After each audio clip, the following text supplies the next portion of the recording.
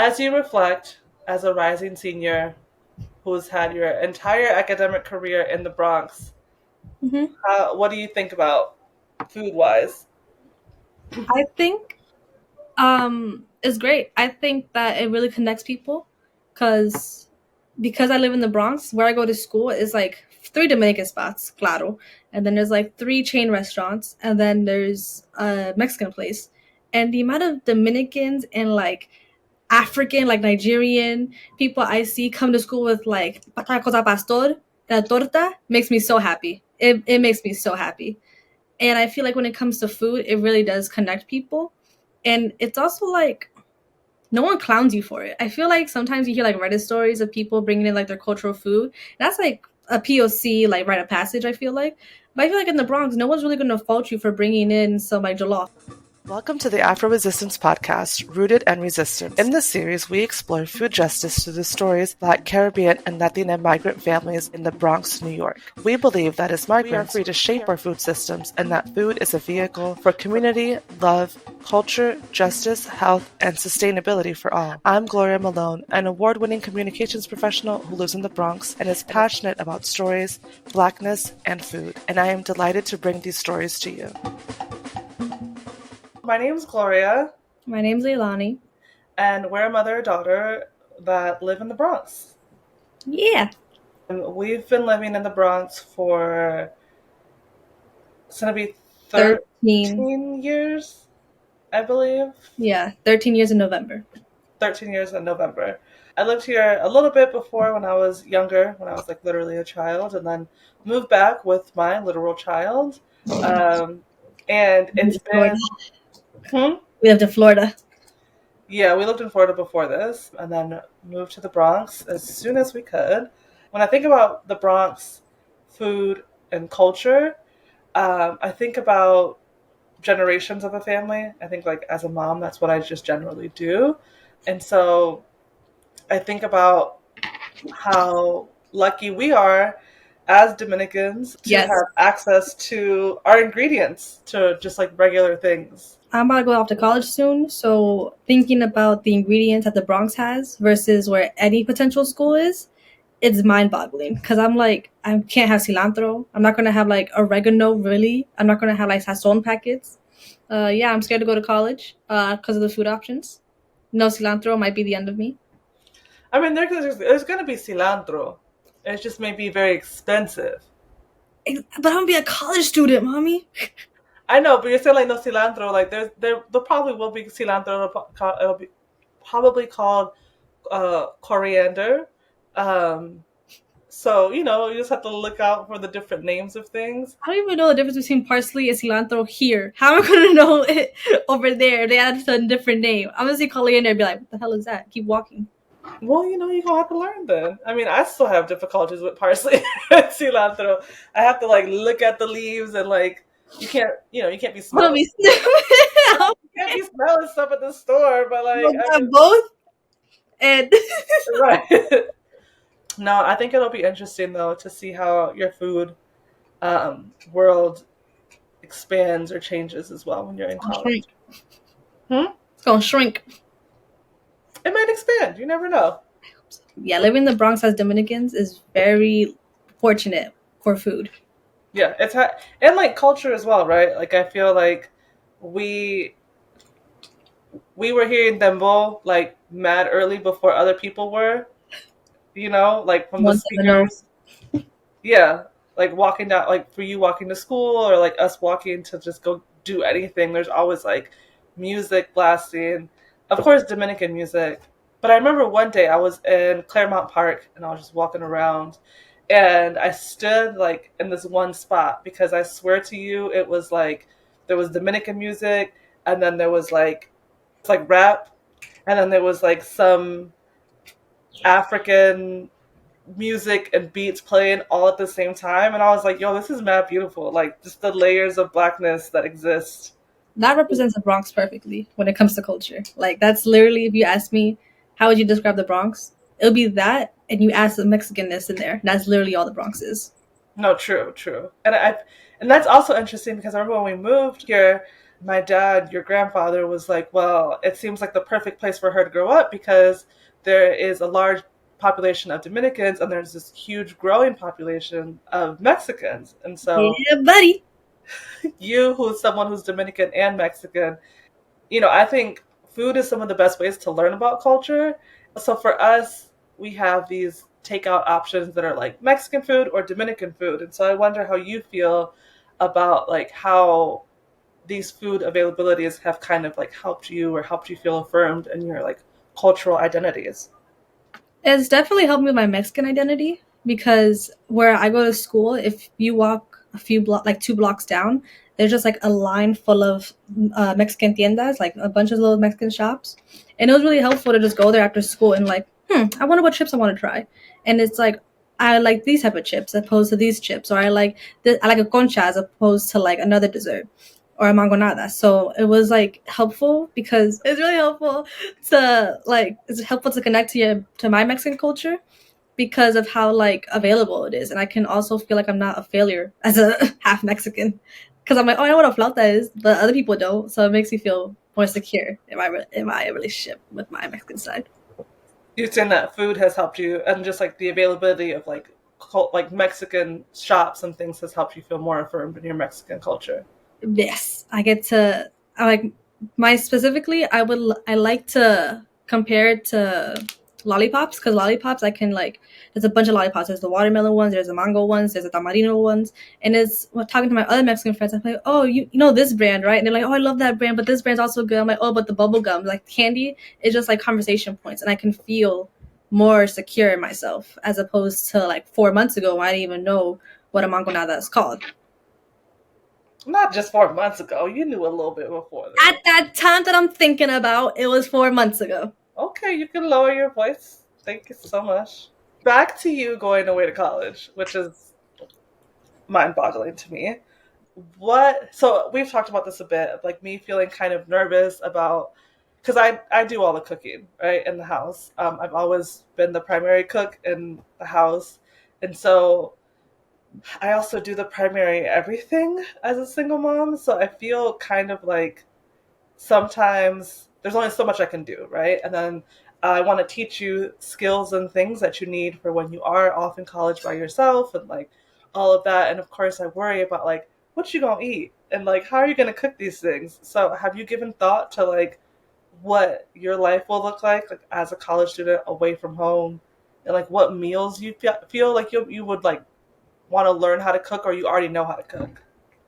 So the other thing about me being a college student and like moving away in food and such, I already don't eat a lot personally, so I'm not too worried about it. And it's also I feel like sometimes as Dominicans, we're so used to cooking like sancocho, chuleta de moro, like mad big plates. Like our breakfast is literally huge for no reason. Like it's so filling. And sometimes I'm like, we don't always have to go like that. So when I'm gonna be rushing to my engineering or calculus classes, I'm like, you know what? You can like get an Americanized or wherever I'll end up. You can get like their version of a quick meal, but dinner, I feel like it's gonna have to be very, very big. Cause I feel like every Dominican, I feel like we always have big dinners, like red snapper and like plátanos and like salad on the side. That's very filling. So I've thought of like, oh, dinner recipes I need to learn how to make. And I need to learn how to make sancocho, moro, pollo guisado. I need to learn how to make those three. Cause I'm constantly craving those. Like even now, like 4 years ago, my whole life I've been craving them because it's delicious. I have a little bit of bad news for you. What? You cannot eat moto anymore. Yes, I can. Don't take it away from me. I'm not taking it away from you. So, Leilani, we've recently learned that she is basically allergic to beans. I'm a failed Latina, Mexican and Dominican. So when you're saying moto, I'm like, you better not be cooking that and eating that. When Yeah, you're... take a Benadryl. Have an EpiPen next to the fork. I'll be okay.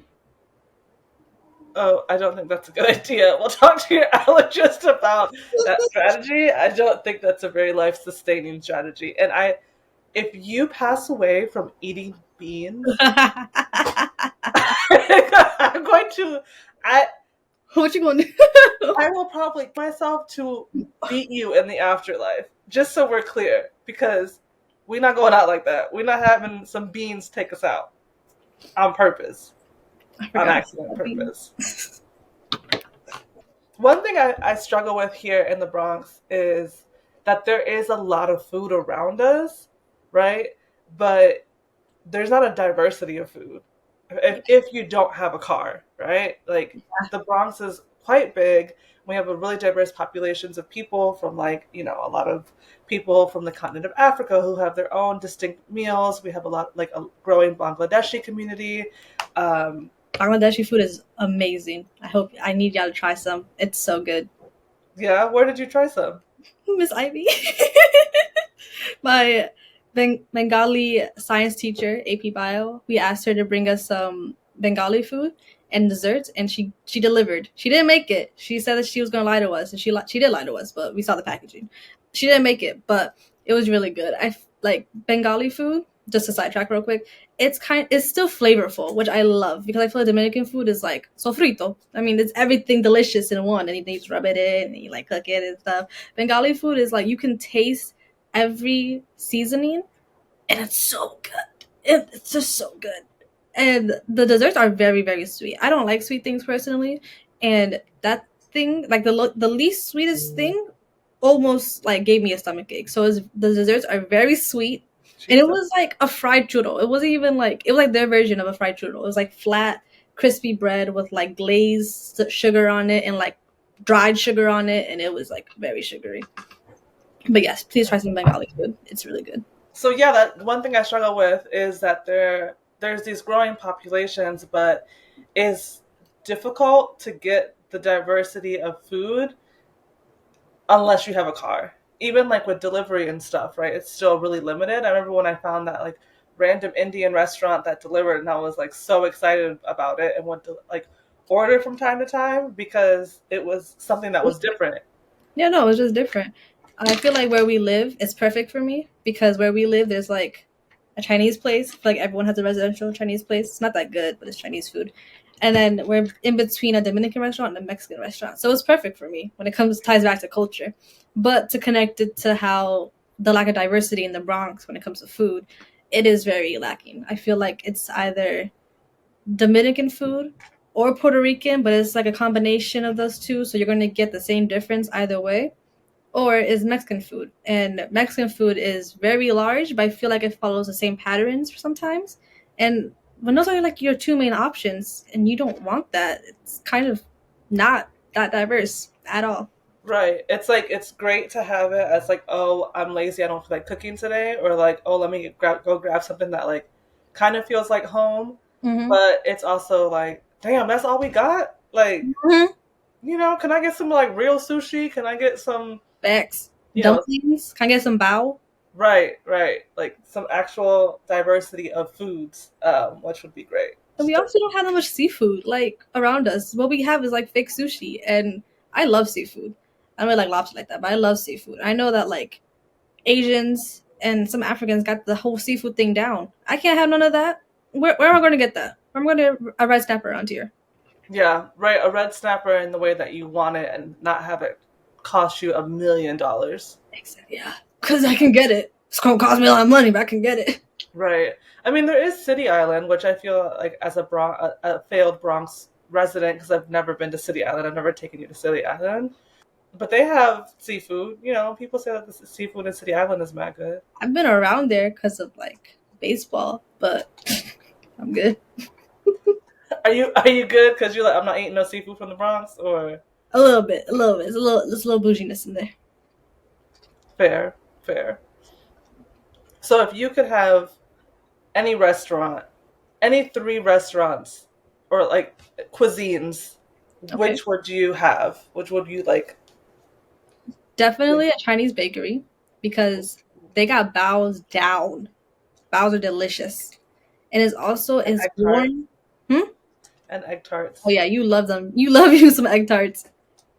But exactly, it's like a cute little treat. I can have that before I think about what I need for lunch. I could have that after I have breakfast and I'm a little hungry still. So it's like perfect for like in between meals. And it's also good. And it's not that sweet, which I appreciate. So definitely a Chinese bakery.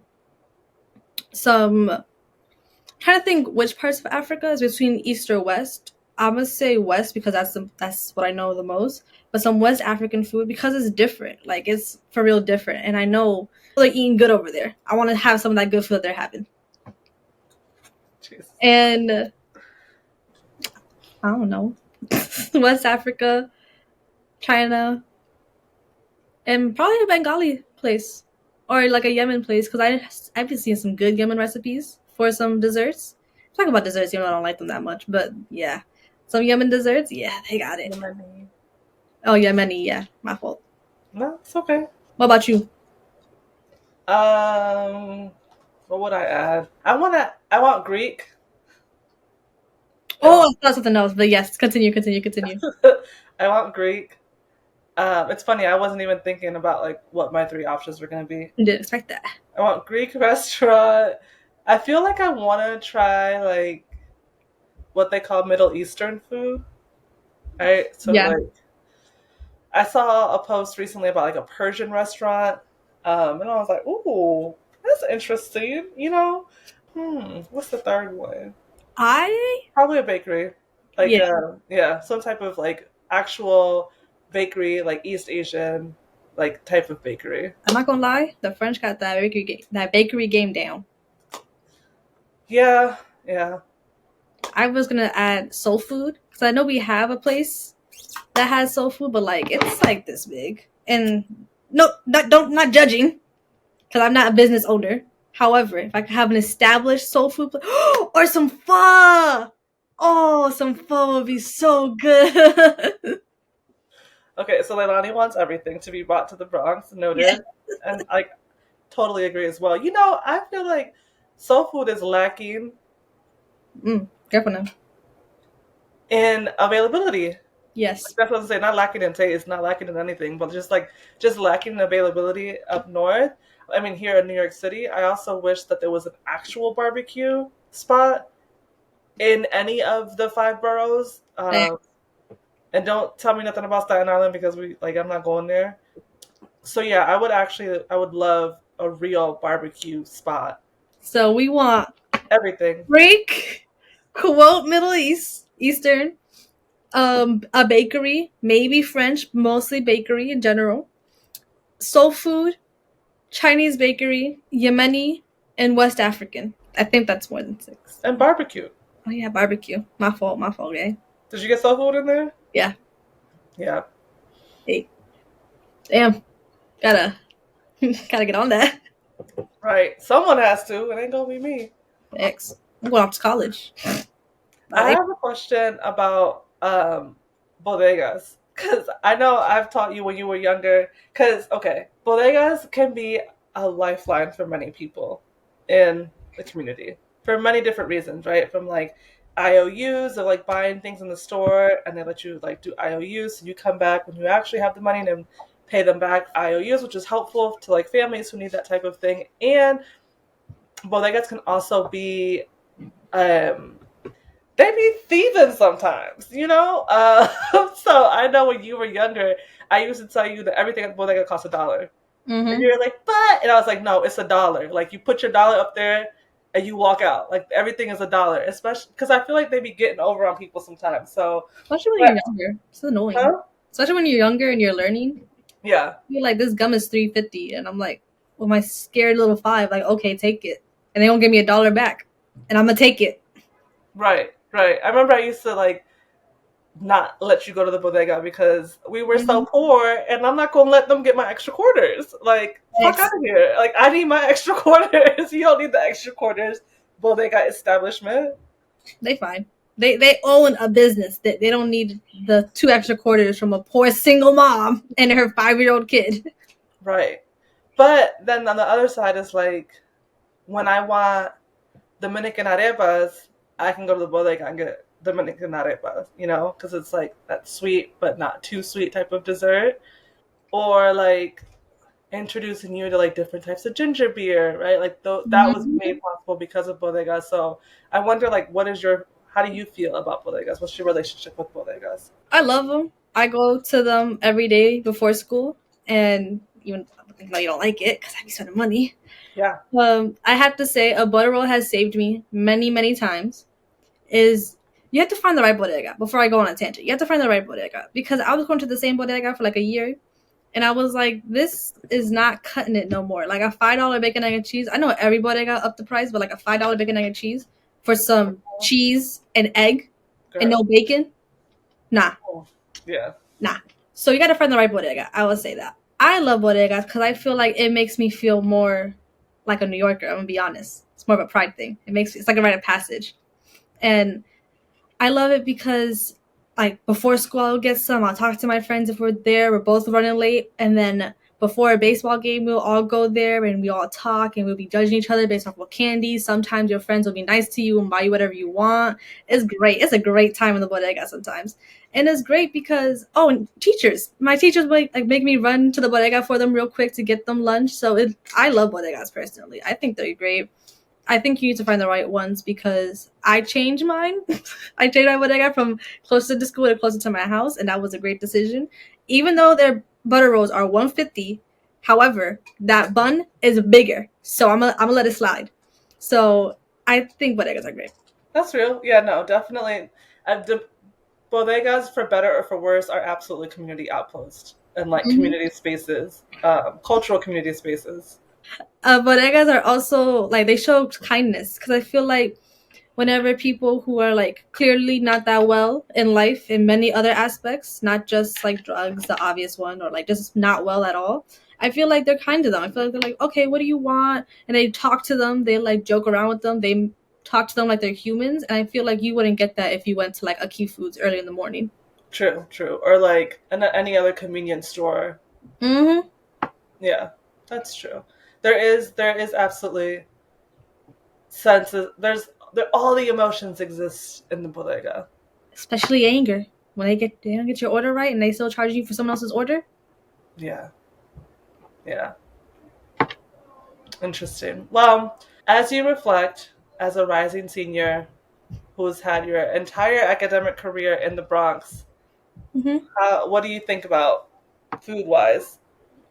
I think it's great. I think that it really connects people because I live in the Bronx, where I go to school is like 3 Dominican spots, claro, and then there's like 3 chain restaurants, and then there's a Mexican place, and the amount of Dominicans and like African, like Nigerian people I see come to school with like tacos al pastor, la torta, makes me so happy. It makes me so happy.